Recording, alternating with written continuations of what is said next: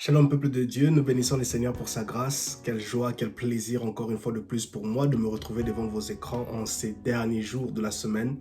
Ouais, vendredi, je dirais dernier jour de la semaine. Et c'est une grâce pour nous. Depuis le lundi, nous avons mis en disposition nos vidéos quotidiennes de nos méditations et nous croyons fermement que vous avez été bénis par cela. Et nous prions le Seigneur que notre Dieu continue à vous faire du bien. Et nous vous encourageons tous ensemble de pouvoir méditer la parole de Dieu, car celle-ci nous nourrit, elle nous rend spirituellement matures et nous permet d'approfondir notre relation avec Dieu. Gloire au Seigneur Jésus. En ce jour, nous étions dans le livre de Jean, chapitre 17. Le premier verset disait ceci. Après avoir ainsi parlé, Jésus leva les yeux au ciel et pria. Ô mon Père, le moment est venu, fais apparaître la gloire de ton Fils pour qu'à son tour le Fils fasse connaître ta gloire. Un passage merveilleux, nous voyons Jésus s'exprimer, Jésus parler, s'adresser à son Père qui est dans le ciel, lui demandant de faire paraître la gloire. Dans notre version, il dit, fais éclater la gloire de ton Fils. Et il dit, pour qu'à son tour le Fils fasse éclater ta gloire. Une action vice-versa. Le Fils fait une supplication à son Père, il demande, il prie à son Père, il fait une prière à son Père et aussi il le promet. Il lui donne une promesse qu'une fois que tu me donneras cette bénédiction, une fois que tu me donneras cette gloire, je te la rendrai. Que faisons-nous de la gloire de Dieu lorsqu'elle descend sur nous? Moïse aussi l'a fait, il a dit dans le livre d'Exode, il dit, fais-moi voir ta gloire. Fais-moi voir ta gloire. Et Jésus, ce n'est pas la première fois qu'il demande à son Père de le faire voir sa gloire. Il l'a fait dans le livre de Jean chapitre 12. Il dit, fais-moi voir ta gloire. Et Dieu lui a répondu, j'ai déjà manifesté ma gloire, mais je la manifesterai encore. Ceci nous montre que nous, en tant qu'enfants de Dieu, nous sommes appelés à demander à Dieu de manifester sa gloire, de faire éclater sa gloire. Parce que la gloire de Dieu, lorsqu'elle est éclatante, lorsqu'elle éclate sur notre vie, lorsqu'elle se manifeste, elle met fin à tout ce qui était négatif. Elle nous change du négatif au positif. Elle nous fait quitter de la maladie à la guérison. Elle nous fait quitter de la disette à l'abondance, du néant à l'élévation, de l'échec à la réussite. La gloire de Dieu est capable de faire de grandes choses. Lorsqu'elle éclate, c'est-à-dire qu'elle est arrivée à ce niveau où maintenant c'est Dieu qui prend la direction et la gouverne de notre vie. Et la gloire de Dieu, lorsqu'elle est présente dans la vie de quelqu'un, elle ne passe pas inaperçue. Tout le monde la verra. Tout le monde la témoignera que non, il y a quelque chose de différent dans la vie de ma sœur et de mon frère. Alors, en tant qu'enfants de Dieu, nous sommes appelés à demander à Dieu qu'il puisse manifester sa gloire.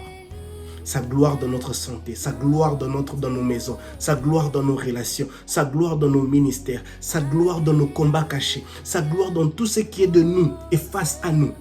Parce que la gloire de Dieu, elle répond à tous nos besoins, elle répond à toutes les situations, elle s'adapte à toutes les situations que vous pouvez imaginer.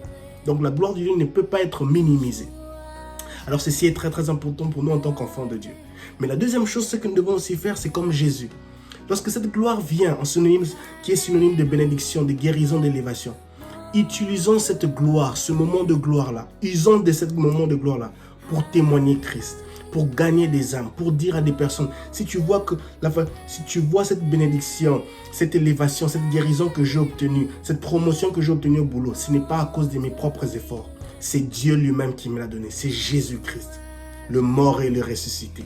C'est l'amour de Christ pour ma vie qui a fait que je puisse obtenir cette guérison, qui a fait que je puisse obtenir cette gloire glorieuse, cet apogée. Et cela est très très important. Donc, ayons l'attitude de Jésus-Christ.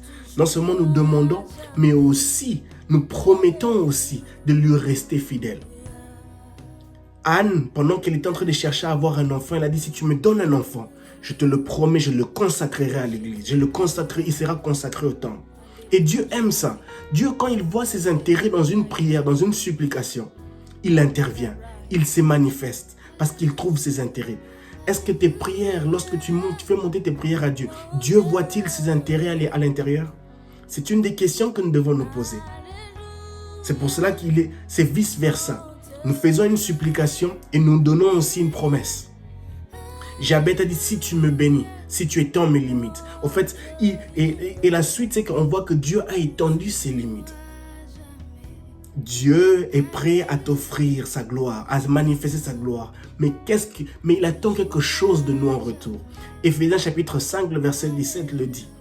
Il y a tant de choses que nous faisons que nous voulons pour nous-mêmes. Mais il y a des attentes que Dieu attend de nous.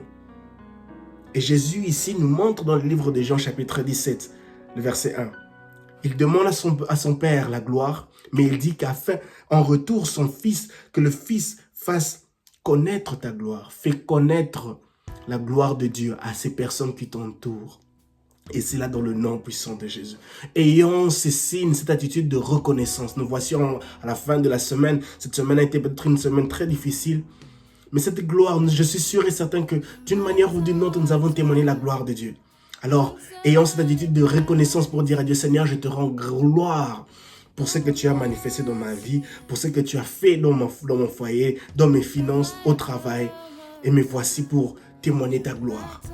Que mon Dieu vous bénisse. Que la gloire de Dieu soit votre partage. Que la gloire de Dieu soit votre partage dans vos finances, dans vos relations, dans vos ministères, dans vos foyers, dans vos enfants, dans vos partenaires. Que la gloire de Dieu soit votre partage. Et utilisez cette gloire pour témoigner Christ, pour proclamer Christ. Et n'ayez point honte de Jésus, de dire que vous appartenez à Jésus. Que mon Dieu vous bénisse.